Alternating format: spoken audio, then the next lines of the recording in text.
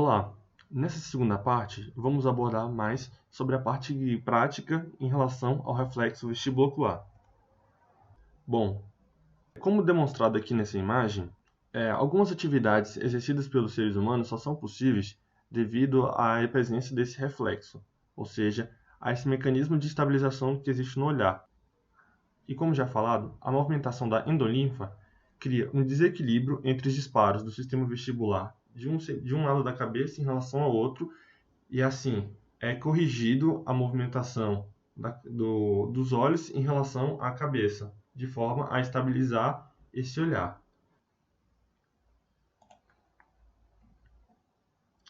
Aqui, essa movimentação exercida pelos olhos, chamada de nistagmo, elas são ocasionadas devido à essa mobilização que ainda continua na endolinfa, mesmo com a cabeça separada, devido a uma inércia que acontece. O reflexo vestibular ele é adaptável. Existem mecanismos de regulação e de calibragem, tais como o cerebelo, que exercem uma influência nesse controle desse reflexo. Aqui é demonstrado, por exemplo, uma imagem em que um óculos ele modifica o campo visual, pois diminui uma imagem que seria projetada na retina pelas divergências ocasionadas pela lente. Assim, o nosso corpo ele passa por uma forma de adaptação desse reflexo, assim como bem demonstrado nessa imagem.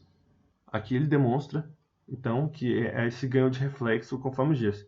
Como, por exemplo, no caso de um experimento em que um macaco ele foi submetido ao uso de um óculos. Assim, conforme os dias foram passando, ele foi aumentando a eficiência nesse reflexo, ou seja, teve ganho de reflexo, pois sofreu um mecanismo de adaptação. E quando foi tirado, houve uma redução desse reflexo, em que não era mais necessário devido à diferença de adaptação por estar sem óculos, como demonstrado por esses gráficos de ascendência e de descendência, a intensidade do ganho desse reflexo. Mas então, essa adaptação ela ocorre porque a forma de conexão que existe entre esse sistema vestibular é feito aqui a partir do núcleo vestibular diretamente à região do cerebelo. Assim, esse cerebelo faz essa calibragem que ele pode suprimir uma resposta, como aqui demonstrado. Mas então, essa adaptação ela é feita nas regiões de flóculo, paraflóculo e nódulo das regiões cerebelares. Então, você tem esse núcleo vestibular fazendo conexões com fibras mucosa e células granulares. Essas vão fazer conexões a partir de adaptações tanto do cérebro e de outros mecanismos para as células de Purkinje, e essas modular esse sistema de equilíbrio entre a necessidade de um aumento de reflexo ou de diminuição do reflexo.